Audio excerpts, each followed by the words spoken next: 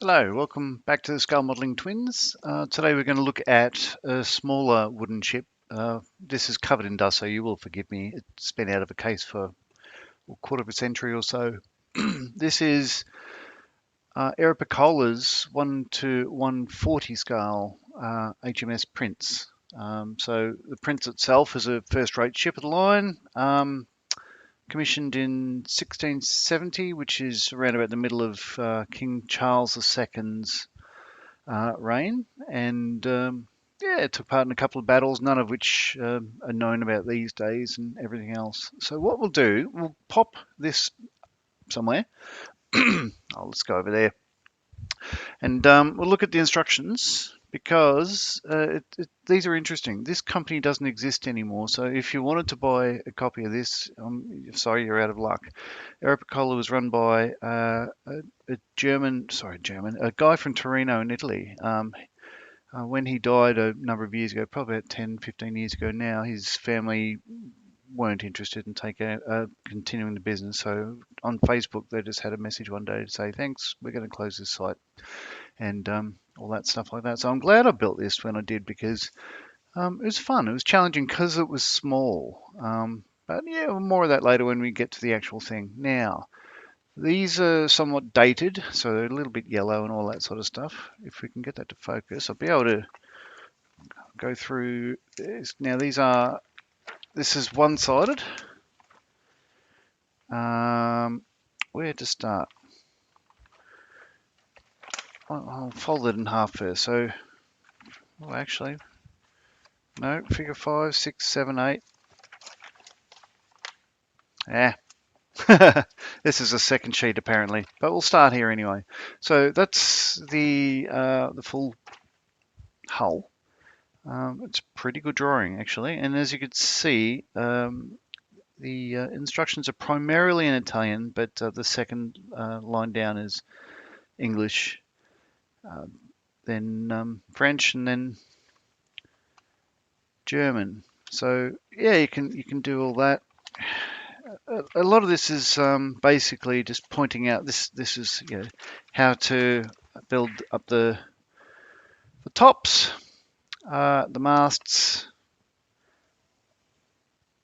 There we go, all the dead eyes, all that sort of stuff. Now this is pointing to each of the. If I can fold this out again, I'm trying to get this to fit. You'll understand.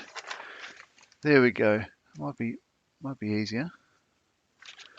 Zoom in, focus it, zoom back out. Come on.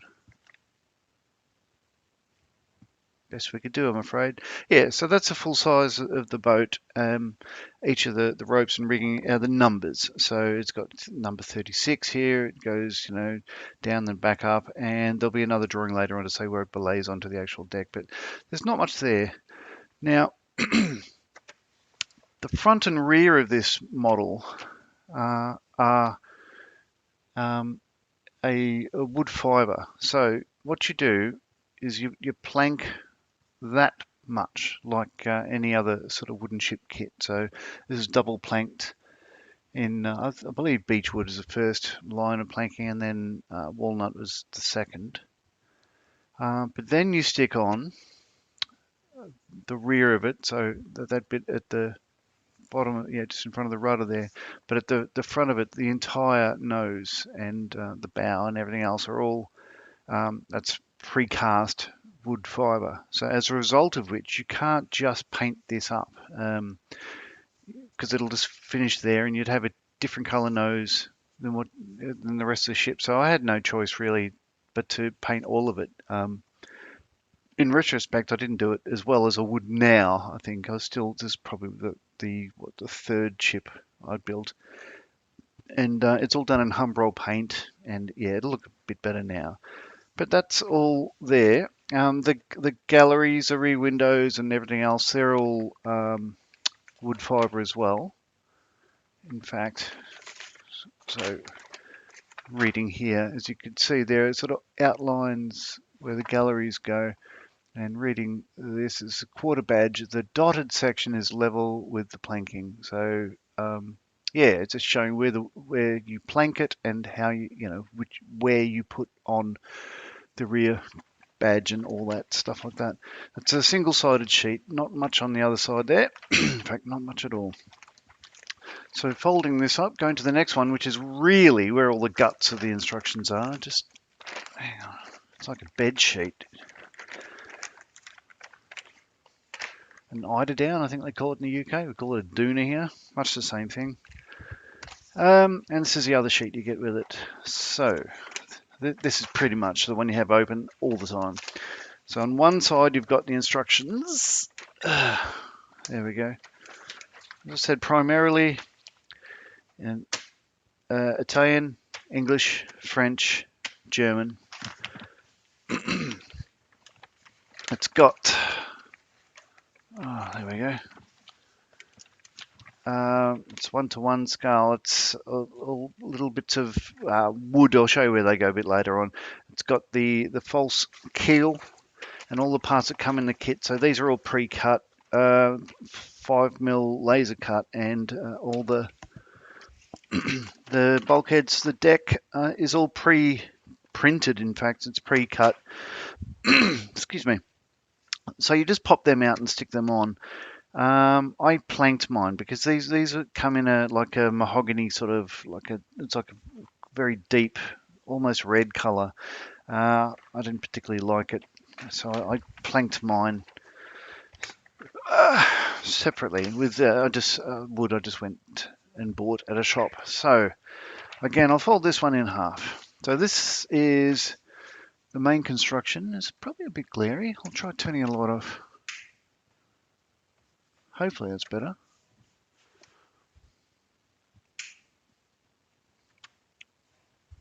We'll see how that goes. Right, so standard sort of wooden sort of ship build-up, false keel, all the frames from, blah, blah, blah, from 1 up to 13. And you've got these separate sections that stick on there, this whole front here. So this is, it's upside down. Wood fiber prow block into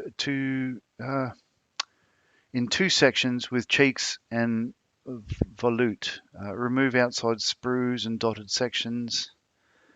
Yeah.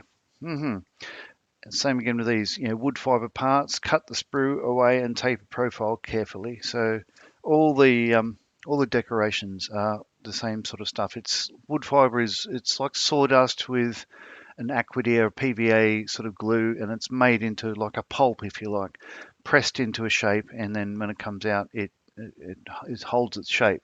Now that's to a point. So when I grabbed my kit, the rear part, the one that does all the rear windows, had a massive crack through it. And I asked my local store if I can get a replacement. And, it was about, I think, a year later or so, I got onto them and said, look, yeah, don't worry about it. I'll just deal with it because they're having trouble sourcing that.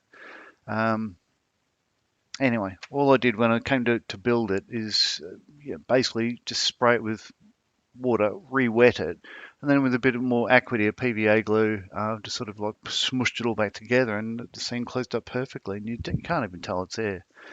So that builds up rather easily and straightforward.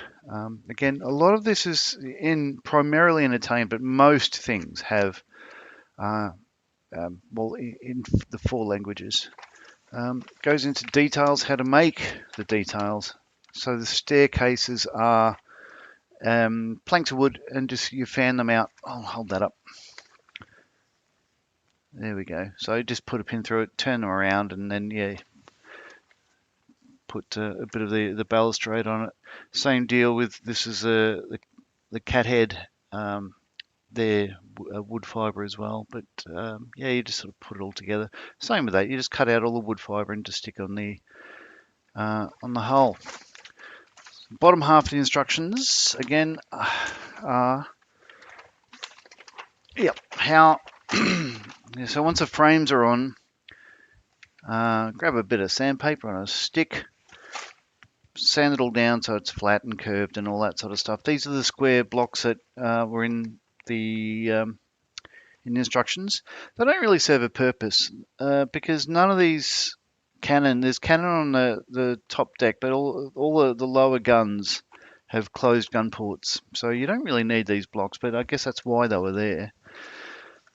Same deal. These are different cross sections. It's the stern view. Yeah, different sections and where they are. It's like BB. Section BB is through there, looking one forward and then aft and all that sort of stuff.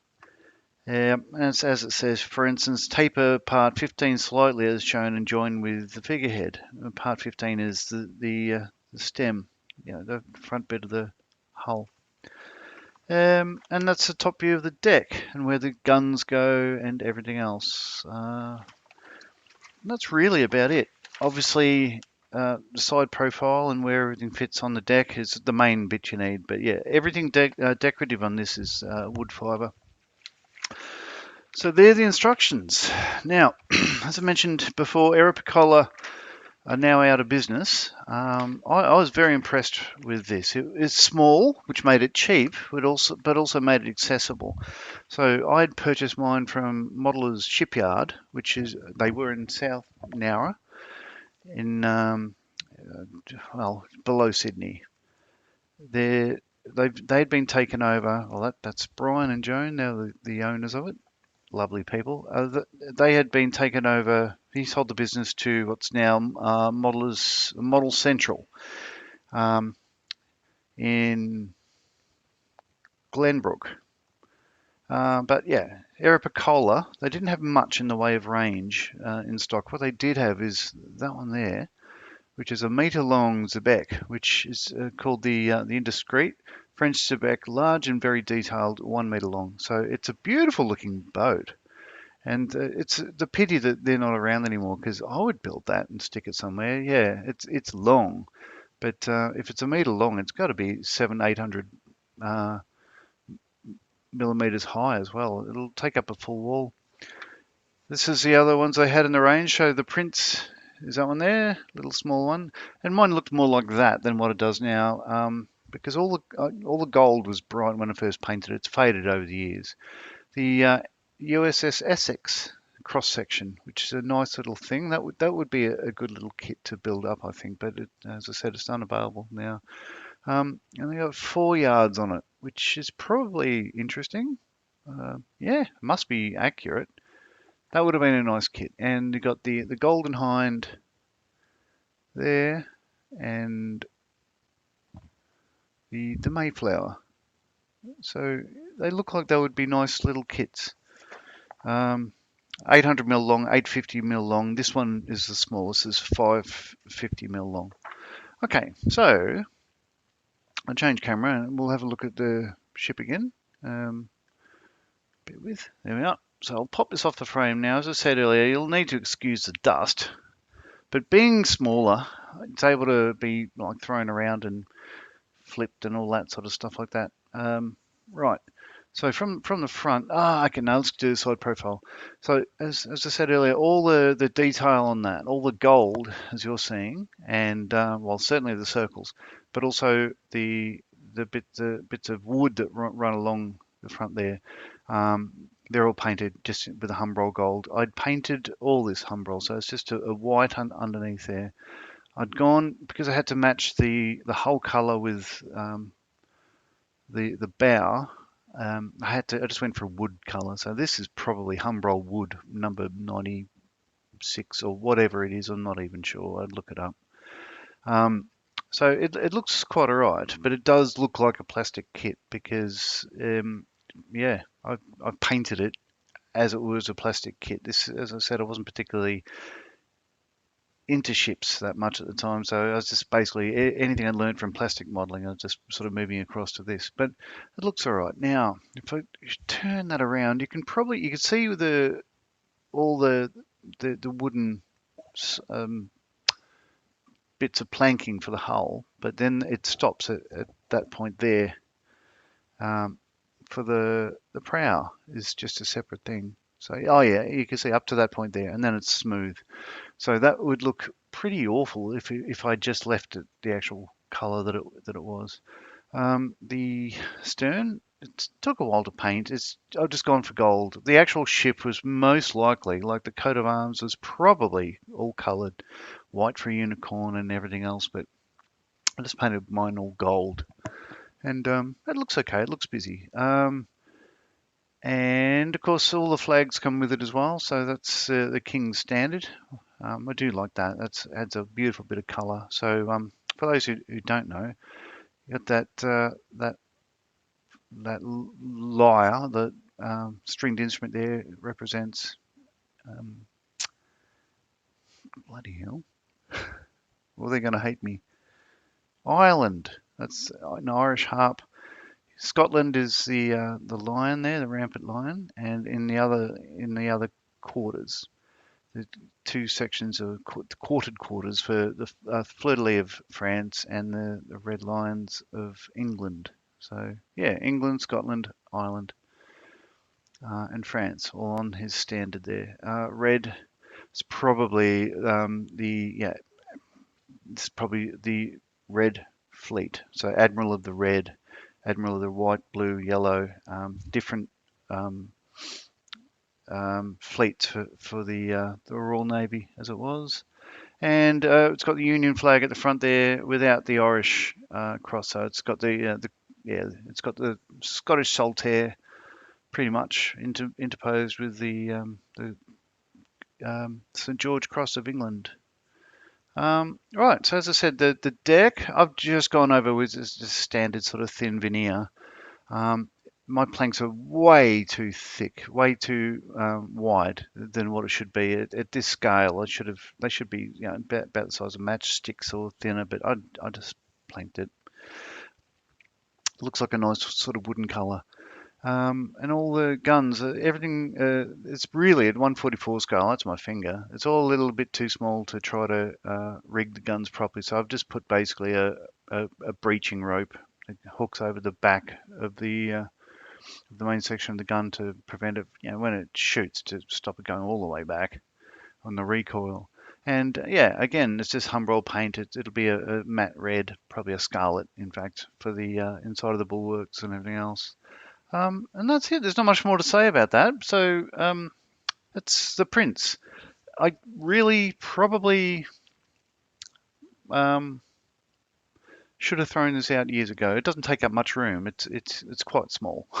So it sits, I wouldn't say in pride of place, but it sits quite happily on top of the bookcase. And most of the time it sits on an atlas. And from a distance, it looks pretty good.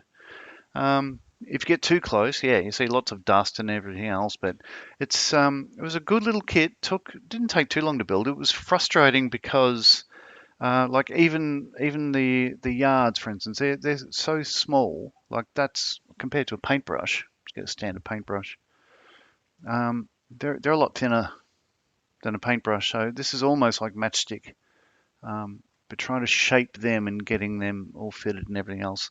It's solid as having all the rigging and everything in place. It made it's quite a strong little kit. Yeah, the gentleman who made Aeropiccola kits, I think he was working alone in that.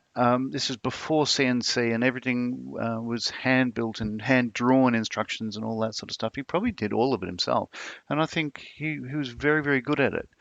Had a good name and reputation, but as I said, like the firm doesn't exist anymore. I'm unaware of any company buying his stock, but I'm glad I built it when I did because it was a fun build, and nice subject being like British thing. It's 90 years younger as a subject matter than the HMS Victory.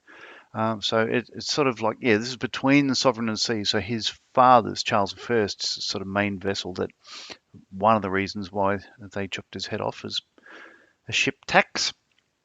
Why should we, a landlocked county, have to pay taxes to build a ship and all that sort of stuff? And he said, well, you do what you're told because I'm the king and God told me to build a boat and stuff like that. And they didn't like it and they went to war over it. His son sounds like... Yeah. So when he came back after the restoration and stuff like that, he didn't do much to make people think that the royals were good because all he did is sleep around and just, yeah, just squander money. I think I don't think he was that much of a. Not reading about him, I don't think he was a nice guy. But I digress. He did make a nice looking ship. Well, or his mate did. I think Phineas Legg, I believe his name, the younger, designed the boat. Did a good job. Looks nice. Anyway, thanks for listening. See you next time. Eru.